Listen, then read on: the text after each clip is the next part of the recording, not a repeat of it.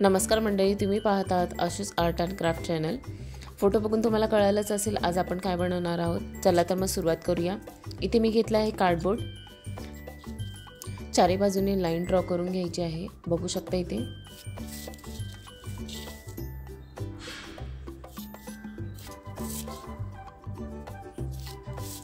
अशा प्रकारे line draw करून झाल्यानंतर आतला कार्डबोर्ड आपण कट करून घ्यायचा आहे।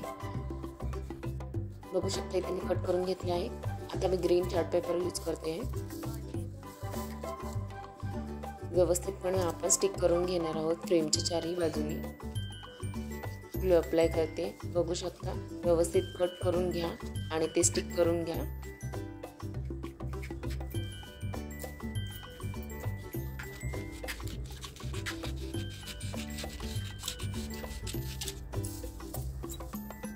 इथे बघू शकता मी अशा प्रकारे 2 फ्रेम रेडी करून घेतले आहेत।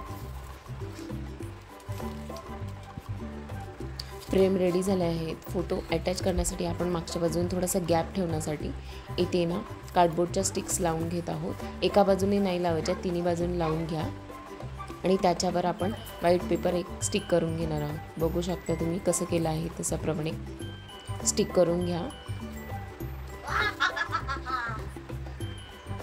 व्हाईट पेपर आपण मागच्या बाजूने लावून घेतला आहे। बघू शकता फ्रेम रेडी आहे। एक बाजू आपली ओपन आहे। इथे मी पिंक कलरचा आता पेपर घेत आहे। मी मागच्या व्हिडिओमध्ये जसं दाखवलं आहे पेटल्स आपण रेडी करून घेतले आहेत।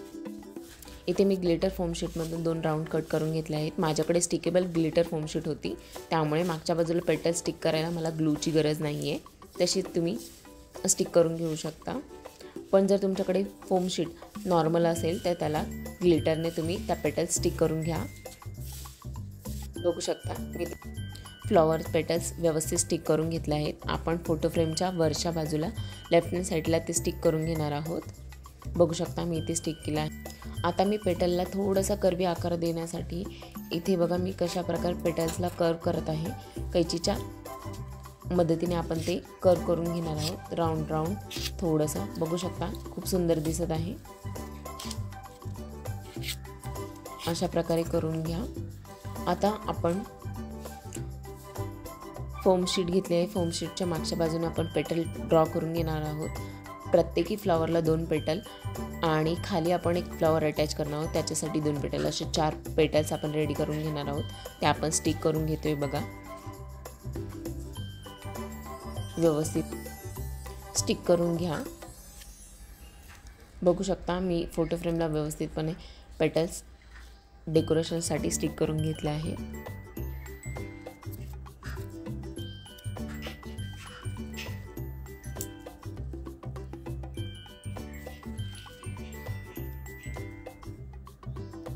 अशा प्रकारे फोटो फ्रेम आपली रेडी झाली आहे। बघू शकता